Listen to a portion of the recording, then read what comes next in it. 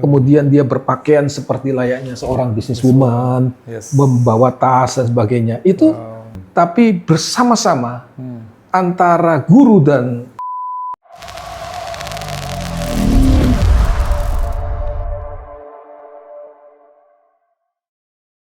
ini bicara mentorship di bisnis. That's right. Iya kan? Yeah. Yang Roni baru bilang, untuk orang bisa sukses, itu harus mencetak orang sukses yang lain. Iya kan? Berarti kan harus punya mentor. Dan gimana kita bisa menemukan mentor yang tepat tuh, seperti itu? Itu tidak gampang ya, tidak gampang. Saya juga kalau ditanya bagaimana menemukan mentor yang tepat, saya tidak bisa menjawab. Tapi saya bisa menjawab dari diri saya. Ya, bahwa saya ketika sementara saya berbisnis, saya itu punya kerinduan sejak tahun 2002 untuk menolong. Sebenarnya kata mencetak entrepreneur terlalu tinggi, menolong orang lain untuk bisa paling tidak menciptakan lapangan kerja. Itu aja waktu itu. Dan itu berhasil di beberapa anak dan menjadi pengusaha yang bukan biasa, tapi besar, bukan cukup besar, tapi besar. Ya, itu saya rasakan. Itu dari one on one. Tapi yang luar biasa, ada kebahagiaan tersendiri yang tidak bisa kita ungkapkan dengan kata-kata. Ketika melihat orang lain yang berinteraksi dengan kita, kemudian kita angkat derajatnya, kemudian dia bisa hidup mandiri, bukan juga sekedar mandiri, kemudian dia bisa menjadi orang yang menolong orang lain, menciptakan lapangan kerja, bukan cuma sekedar menciptakan lapangan kerja, tapi keberadaannya bisa menolong lebih banyak orang, itu bahagianya luar biasa. Luar biasa. Saya ngalami, dan itu yang membuat kita semangat sebenarnya, membuat kita semangat, gitu. Ron, mundur sebentar. Tadi dari bisnis plan yang dibikin sama anak-anak, ada yang jalan nggak? Maksudnya jalan? Yang ini kan plan mereka bikin. Jalan. Ada yang terrealisasi nggak? Harus realisasi semua. Bisnis plan itu harus mereka realisasikan. Ketika mereka sampaikan planning mereka membangun bisnis ini, harus mereka buktikan dan kita beri waktu. Itu kan seperti sebuah simulasi ya. Tapi walaupun masih sekolah. Ya, kita beri waktu dalam waktu jangka beberapa waktu itu, mereka mencari dalam tanda kutip bagaimana menggunakan uang modal yang kita beri dari sekolah ini sampai berapa mereka bisa melipat gandakan, dan mereka mesti menciptakan bisnis plan itu, gitu kan, di aplikasi. Bahkan ketika entrepreneur ini kan setiap 1 tahun sekali, kidspreneurship namanya. Ketika mereka sudah tamat, mereka lanjutkan usaha itu. Mereka lanjutkan bersama teman-teman. Ya, karena that's what they believe kan. Yang itu bisnis plannya, bisnis modelnya gitu kan. Dan mereka sendiri yang menggali. Ya, kita happy. Wow, nih sekolah nih sesuatu nih. Perlu masuk sana. Kalau gua mau belajar. Mesti ke sana lihat. Soalnya kan ini bagus banget ya, karena itu bisa diterapkan di dalam kehidupan ya, bukan di sekolah aja kan. Benar. Kita bicara misalnya buat pembinaan buat anak-anak kita semuanya, kita bicara karakter ya, terus temukan tujuan hidup. Tujuan hidupnya benar-benar harus sesuai dengan potensinya. Terus juga entrepreneur, karena itu semuanya itu kita bisa lakukan sampai hari tua, seperti gitu. That's right. Gitu, karena kadang-kadang kan kita juga ada bekerja, terus nanti ada 1 hal, 2 hal, kita juga bisa beralih. Ya sama kan seperti kan Roni juga sempat ngalami kan, sampai tahun 97, terus baru ada perubahan lagi sebagai developer. Dan itu kan selama kita bisa pakai terus, it's amazing. Gitu. Kan itu melatih anak untuk tidak hanya memiliki sebuah pola pikir yang linear, tapi paralel. Jadi ketika mereka ngadepin masalah, mereka bisa melihat untuk solve problemnya. Nah, ketika sampai mereka tidak menemukan solve problemnya, mereka cari jalan lain lagi. Jadi ada banyak paralel yang mereka lihat. Nah, kami melatih itu. Nah, karena mungkin itu kan apa yang saya hidupi. Saya ingat John Maxwell bilang gini, karakteristik organisasi itu sangat ditentukan oleh karakter pemimpinnya. Right. Bagaimana sebuah organisasi itu berjalan, sebenarnya itu menggambarkan keberadaan pemimpinnya, gitu kan. Nah, jadi karena background saya bisnis, kemudian mendirikan sekolah, ya itu terbawa. Terbawa. Kayak ini kan kombinasi ya, di lapangan juga sebagai praktisi, tapi juga sekali akademis juga. Jadi itu semuanya all in, kalau aku melihat. Jadi akademisnya juga informasinya, knowledge yang didapetin, tapi pengalaman as a praktisi bisnisnya juga ada, sehingga itu bisa dikombine. Kadang-kadang orang nggak seimbang. Hanya akademisi terus, akhirnya jadi praktisinya sih tidak berjalan. Nah, atau cuman hanya di dalam bisnis, praktisi, tapi nggak ditopang dengan akademisnya. Nah, as you know bahwa saya itu nggak niat sekolah dulu. Nggak niat sekolah. Nah. Kalau gini cepat jawab. Kalau mau tahu lebih dalam dulu waktu SMA, cita-cita saya waktu itu jadi mafia. Gitu. Karena saya tidak punya keahlian, kepandaian tidak. Yang saya punya cuma satu, keberanian. Keberanian bertengkar di lapangan, gitu kan. Kayak gitu-gitu. Jadi dari situlah saya merenungkan bahwa ada yang salah dalam dunia pendidikan, gitu kan? Ada yang salah dalam dunia pendidikan kalau hanya memindahkan knowledge, gitu kan? Nah, kemudian dari perenungan-perenungan itulah saya buka sekolah. Pendekatannya berbeda. Nah, ini aku tertarik sekali. Soal keberanian itu saya rasa satu hal yang sangat penting sekali. Nah, dengan dihubungkan dengan KTP tadi ya, plus entrepreneur, kita bisa karakter, terus kemudian tujuan hidup, potensi dan entrepreneur. Tapi 4 ini, walaupun diperlengkapi semua, kadang-kadang orang nggak ada yang kurang di keberaniannya untuk melangkah. Nah, di sekolahnya ini ada masuk. Karena ini satu hal yang penting kan, keberanian itu kadang-kadang semuanya dapat nih, karakternya dapat, tujuan hidup dapat, potensi udah searah, tapi nggak berani keluar dari zona nyaman untuk melakukan sesuatu. Kurang nekat. Bisnis kan seperti gitu, dia afraid for failures. Satu gitu. Tergantung dari keberadaan anak itu, tapi keberadaan anak itu bisa dipacu ketika ada sebuah budaya yang terbangun di dalamnya. Nice. Budaya dalam sekolah itu. Lagi-lagi yang saya bilang, karakteristik organisasi ditentukan oleh karakter pemimpinnya. Kalau pemimpinnya mengelola sebuah organisasi dengan dasar basicnya dia, ya dalam tanda kutip dia punya keberanian, pasti itu akan menular. Dari culture-nya. Culture, terbangun culture. Oh, that's amazing. That's good answer. Gitu. Aku tuh suka lihat dia punya. Kamu punya konten-konten, by the way, kalau pada mau nonton konten-kontennya bisa lihat gitu, konten-konten Roni. Kan kadang-kadang seru ngelihat apa, terus kemudian mengulas kan. You have so much wisdom, satu. Kedua, banyak kasih perumpamaan gitu ya, analogi gitu, ilustrasi. Sehingga kita tuh dengar tuh kayaknya, wah sharp banget gitu. Aku berapa kali ngeliat gitu, wah tertarik jadi tambah pinter nih. Gitu. Cuman gara-gara cari tahu juga yang bikin siapa tuh. Gitu. Yang bikin The Hostop. Tapi it's really inspiring gitu, karena ngelihat dikasih satu konten seru-seru ngelihat apa kata orang, terus kamu bisa mengupas begitu, dibahas dan kayaknya sharp banget, cara penyampaiannya juga tenang, terus banyak analogi, ilustrasi, terus adem gitu kan, rasanya wah iya nih kayaknya harus melakukan nih gitu. Di save semua kan?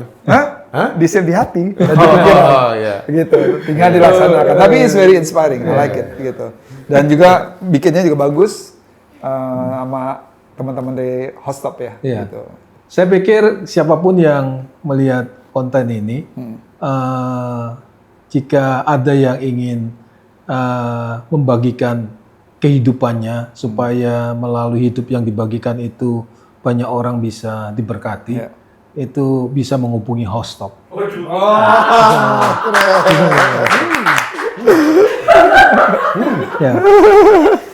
Yes. Iya. Tadi kan kita lihat banyak, Roni bilang setiap pengusaha tuh tidak ada yang tidak mengalami kegagalan. Iya kan tadi gitu. Nah, pengalaman pribadi, kiat-kiat yang bisa dibagikan kan banyak nih orang mengalami kegagalan. Tapi kegagalan di dalam bisnis, apalagi waktu itu kan benar sampai habis banget untuk memulai sesuatu. Apa sih kiat-kiat yang bisa dibagikan? Ketika mengalami kegagalan. Ya, gagalan yang benar-benar di bawah banget ya, ini kita bicara yang benar-benar kayak udah frustasi kan tadi sempat JC sempat nanya terus katanya iya pernah ngalami frustasi kayak gitu. Saya mengalami berulang-ulang. Ya. Tapi satu kalimat yang saya temukan dalam diri saya, never give up. Tapi kalau Winston sudah Churchill dong. Never give up, never give up, and never give jadi up. kalau sudah di atas umur 50, kita harus lebih wise untuk mengelola bisnis. Kalau masih 20-an, 30-an, jangan pernah takut gagal, never give up. Gitu kan. Tapi udah 50, kita sudah tenaga kita berkurang, kemampuan kita menahan stressing juga berkurang gitu kan. Jadi kita harus lebih wise. Tapi kalau umur 20, 30, jangan pernah takut gagal. Maju terus. Maju terus. Jadi kalau masih kayak aku nih masih boleh never give up. Kalau Jangan, kamu harus bijak jangan, ya. udah Harus ya. bijak. Udah, mendingan sekolah tuh ke Balikpapan ya. Sekolah never give up, makanya belajar lagi. Oke. Jadi misalnya nih ada anak muda datengin Roni nih. Om Roni, aku mau mulai usaha. Nasihat apa yang lo akan kasih, Ron? Mau tidak mau yang pertama perlu sebuah hubungan yang terbangun. Karena saya belum kenal dan saya dengan makin kenal saya tahu karakteristik bisnis apa yang akan diarahkan kepada anak itu. Maka saya tadi katakan bahwa seorang entrepreneur senior dia harus mencetak entrepreneur yang lain. Itu tidak bisa di sekolah, tapi dalam sebuah hubungan, gitu kan. Sekolah itu hanya membantu, tapi kalau dua hal ini berjalan baik di sekolah maupun di dunia kerja, kemudian kita mencetak entrepreneur, pasti akan bagus. Bangsa ini akan jadi bangsa yang besar, tapi dengan based on karakter. Karakter, karena sekali lagi kalau kepandaian dia, kemampuan dia berbisnis tidak dibangun dengan karakter, itu sama juga sedang. Karakter itu kan bicara bisnis, etika, integritas, Absolutely. dalam bisnis ya. Ya. Gitu, Ketika kita kehilangan kepercayaan di bisnis, selesai. Selesai. Selesai. Berarti kan ini selain karakter, potensi, temukan tujuan hidup, berarti kan butuh mentorship ya, pembinaan, hubungan gitu. Benar. Nah, Roni sendiri kan bilang dari dulu memang nggak pernah mau kerja sama orang. Ya. Nah, berarti kerja sendiri. Ya. Very independent kan. Gitu. Ya. Tapi ada orang sih yang mau mentorin gitu hubungan? Saya tidak ada. Oh, oke. Otodidak. Otodidak. Tetapi dalam perjalanan setelah sekian lama, saya bersama-sama dengan community saya, ada anak-anak yang selama ini bersama-sama saya untuk saling membackup saya dalam sebuah kepemimpinan di organisasi atau apa. Mereka membackup saya sudah 20 tahunan lebih, mereka bersama-sama dengan saya. Mengcover saya dan saya juga mengcover mereka. Begitu. Lo perlu di cover juga nggak? Perlu ya. Ron, tadi kan ada satu lagi Ron, kuliner. Kita sudah mempelajari namanya Biru Laut Seafood. Iya. Ceritain dong. Biru Laut itu berdiri tahun 2016. 2016 di Balikpapan. Di Balikpapan. Oke. Nah, alamatnya di Jalan Jenderal Sudirman nomor 1. Tuh. Di samping Jenderal Sudirman nomor 1. Di samping Bank Indonesia. Oke. Kapasitasnya lebih kurang 600 orang. Oke. Ya. Kemudian saya juga nggak tahu, dari sebelum saya menikah saya punya cita-cita punya restoran. Itu saja waktu itu. Tapi saya nggak tahu how to-nya. Emang demen masak apa demen makan? Saya nggak bisa merasakan makanan itu dengan standar lidah saya, nggak bisa. Jadi Saya nggak tahu enak atau enggak. enak bisa, tapi apakah ini makanan ini steady bumbunya, saya nggak bisa. Saya nggak bisa. Tapi yang saya bisa itu, saya bisa melihat peluangnya. Saya melihat peluangnya, gitu. Jadi Biru Laut berdiri 2016, sampai sekarang ya sudah memasuki tahun ke-9, dan syukur di Balikpapan menjadi salah satu tempat kuliner yang dituju oleh Itu seafood berarti? Seafood, oleh orang-orang yang di luar Balikpapan. Pak Jokowi pernah makan sana, hampir semua menteri-menteri Pak Jokowi makan di sana, Bu Titi juga makan di sana, ada tanda tangannya, gitu. Ya. Apa? Specialty-nya apa? Seafood-nya apa? Kepiting, ada yang namanya kepiting asap. Wow. Ya, yang kedua ayam bawang, kemudian steam Thailand, kemudian Ayam seafood ya ayam. udang balado, Ayam sekarang seafood, ayam Oh, sekarang. Ayam dari sekarang laut? berenang ke laut sekarang. Oh, Iya. ditangkap gitu. Cross culture dong. Iya. udang balado, Apa belado? udang balado, Udang balado. ya banyak yang bakar-bakar gitu. Gitu. Itu nggak bisa dikirim ke sini tuh sekali-sekali. Ada di Serpong dekat. ada juga. udah buka Kalau di kalian Serpong. mau nanti gua Mau kirim. dong. Ya, nanti kirim alamat nanti gua kirim. Malam ini nggak bisa dikirim. Boleh. Tolong. Kalau kita cepat kan Besok kirimin alamat. Lu mau kepiting tuh, coba tuh kepiting asapnya. Iya, Enak banget kepiting asapnya. Itu kalau orang dari Jakarta ya, pernah di Serpong gimana bisa teman-teman bisa tahu? Serpong kilometer 7. Raya Serpong Jalan Arteri. Biru Laut Seafood. Biru Laut Seafood restoran. Gading Serpong. Ya, Apa alamatnya tadi? kilometer 7. Kilometer 7, guys. Iya. Nah, Di googling aja langsung bisa. di googling. Biru Laut Seafood nih, di alamatnya di sini nih. Yang dikirimin ke Kepiting Asap cuman gue, lo enggak. Oke. Ya. Ron, Nah. buka cabang restoran itu nggak gampang. Karena semuanya tuh apalagi yang pernah makan di Balikpapan. Terus tiba-tiba, di Gading Serpong ada gitu. Gue mau datang gitu. Nah, banyak orang yang restoran yang buka cabang itu suka kecewa. Wah, beda nih gitu. Sama di pusatnya beda. Gimana Ron hadapin itu tuh? Karena mesti sama kan semua SOP-nya. Iya, memang kita mencetak chef yang punya irama yang sama yang kita bangun. Jadi kita lebih prefer punya main chef, kemudian kita cetak yang sama. Nah, dari situ rasanya sama pasti. Oke. Suppliernya? Karena kepiting di Jakarta sama di Balikpapan masih beda. Masalah Balikpapan setahu aku dari Tarakan ya kepitingnya. Balikpapan sendiri ada. Oh, Balikpapan Sendiri ada. Di Gading Serpong gimana? Ada banyak di Jawa, banyak di Jakarta, banyak. Gading paling dari BSD. Apa? Banyak dari BSD. Oh, bukan dari Purwinda. Banyak. Kepiting dari BSD. Banyak. Pokoknya kita harus cobain dulu. Ya, karena Kepiting asap. Kepiting asap, udang balado, ayam bawang. Iya, ayam seafood. Kemudian steam Thailand, Steam Thailand. kerapu bumbu rujak. Waduh. Ada satu chef. Udah Semua ya? Waduh. Kita nggak pernah tahu nih gini. Jangan pakai house stop. Kita nggak pernah tahu di mana nih. Mohon maaf. Jack, lu tahu Chef Yongki? Enggak. Chef Yongki itu cukup terkenal ya, sangat terkenal bahkan. Dia barusan ini datang, dia kenalin Biru Laut. Dia ngomong semua makanannya enak. Semua makanannya Jadi enak. Chefnya Biru Laut tuh dari mana? Yang di Balikpapan? Dari Orang Balikpapan? Sumatera, orang Jawa, orang Sumatera. Ya. Oke. Tapi kita baru tahu benar-benar enak kalau kita udah cobain ya. Ya, ya. Oh, Nanti minta kita dikirim coba. tadi, Ron. Minta Ya, dikirim. ya. Kan dibilang besok. Ron, Kita juga senang ketika lihat orang datang. Bukan cuma bicara bisnis ya.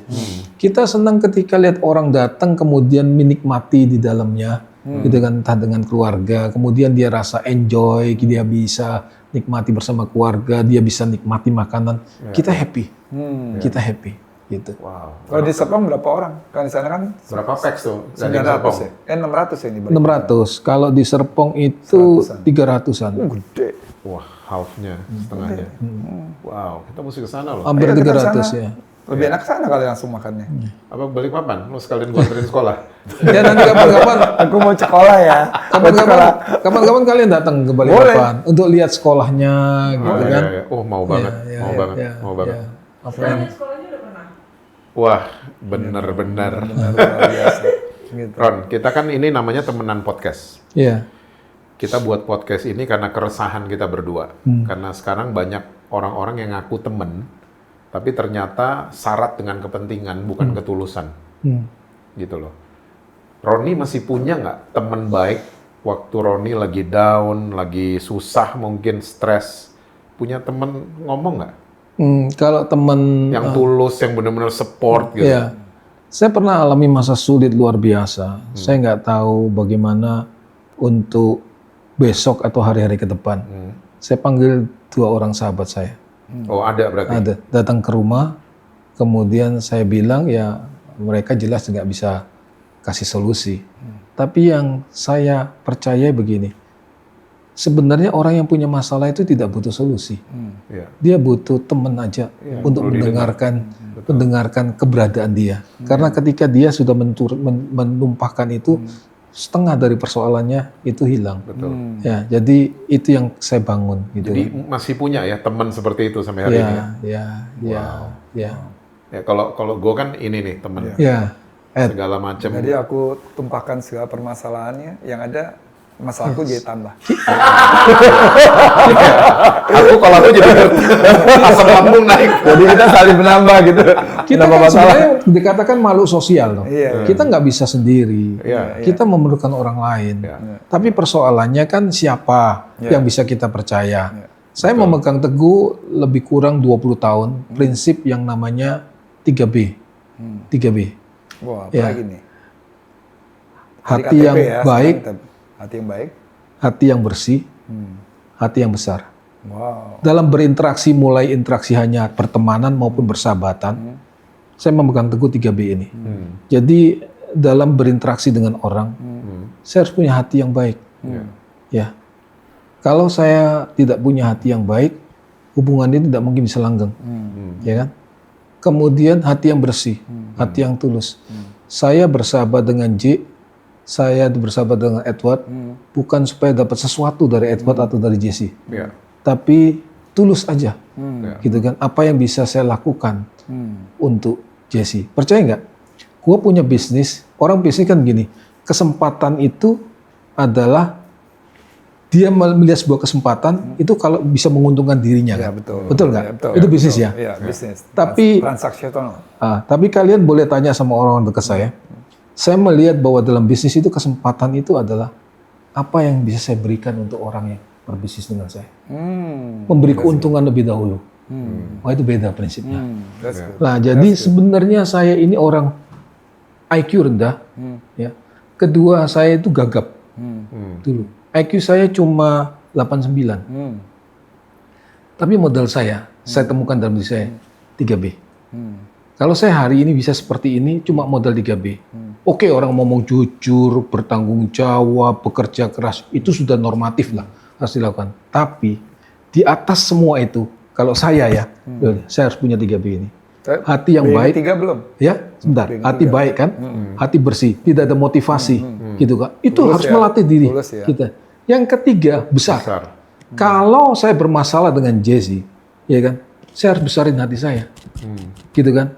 Saya harus bisa terima keadaan di mana Jesse yang saya lihat sebagai seorang Jesse yang sudah melukai saya. Tapi kan belum tentu.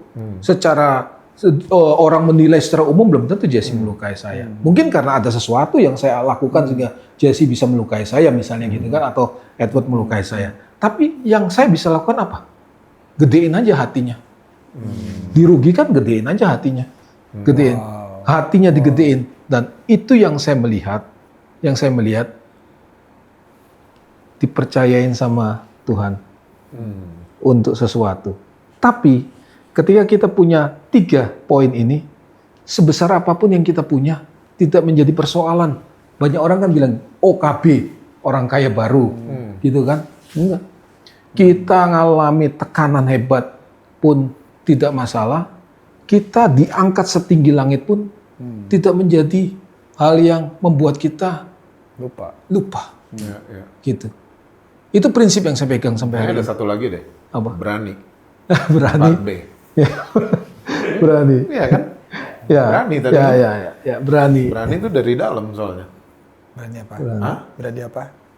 Jadi ya, Ron, thank you banget loh, Ron. Tapi aku kayaknya ini podcast salah satu aku belajar banyak dari yang tadi dari sekolah KTP sama 3B ini. 4B. Berani satu lagi. 4B kan satu tambahan loh. Ini dari ini. Aku sangat terinspirasi banget. Itu simple tapi it's not easy. Iya. Yang ya kalau baik, kedua Bersih. bersih itu tulus. Tapi 3 itu Besar, hati itu besar. nggak mudah. Iya. Apalagi ngadepin orang kayak begini. Gitu. Jadi aku harus bisa. Enggak, tapi that's true. Tapi kita It's bisa, not- kalau it's not semakin easy. kita punya hati yang besar, kita semakin mudah bisa melihat kelemahan orang itu kita bisa mentolerasi, tolerir. Ya. Tapi itu bagus dan nggak mudah. Maksudnya Ya, betul. for me ya. Ya, itu betul. kan baru. Jelas, saya Tapi juga nggak it's mudah.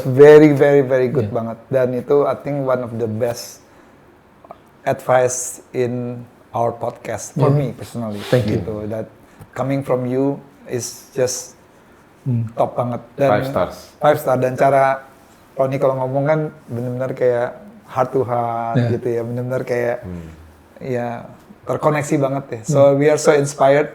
So thankful. Thank you Ron. Thank you. Udah mau datang, udah ngobrol-ngobrol, kasih banyak insight. Thank you banget. Luar Yang biasa. pasti kita akan datang di Balikpapan. Balikpapan. Blue Seafood. Besok dikirimin. Alright, lalu kita bisa tahu ya enak atau enggaknya. Thank you banget. Time for Guys, it's time for food testing.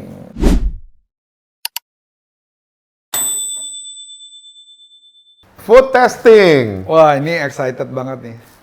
Ini brood unti. Brood itu bahasa Belandanya roti. Roti, iya. Brood Dari Beautica. dari Beautica. Orang Belanda bilang Sonderbrood hadot. Oke. Yang artinya tanpa roti kita mati.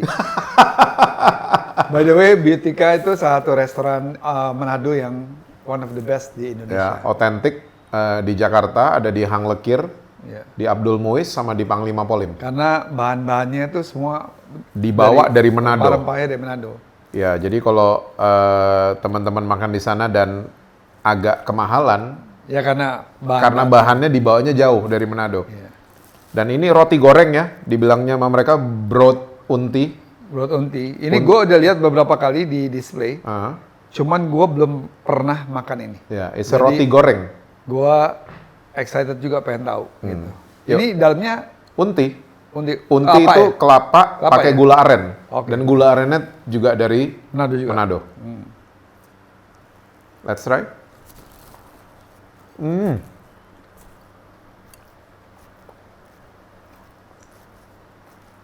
Wah, mantap banget. Crunchy gitu, terus moist One dalamnya. of the best. Untinya sih, kalau gula aren dari sana nggak bisa dibohongin lah. Ya. Ini beda banget. Ya. Ini kayak ini ya, panada ya? Ya, panada gini, cuman kalau panada kan ikan dalamnya. Enggak, ini ya. Ya, Iya. it's a konsepnya roti goreng gitu, panada. Wow, Wah, so good. 10 dari 10. Ini pakai kopi hitam, nggak pakai gula nih, pas banget. Kalau pakai gula, Hah? Nggak bisa. Kayaknya udah manis. Ini udah manis. tapi kan kalau Jensi sukanya yang kopi susu, nggak pakai gula. Nggak usah beli ginian, pakai yang lain. Kalau udah pakai gula, Kalau yang mati ikan mana ada? Kalau Panada. yang sakit kepala apa apa? Panadol. panado. Beautica, thank you so much. Enak banget. 10 nih dari aku. 9,8. Gila sih ini. Gila. Ya. Gila. Broad unti Beautica. Thank you. See ya.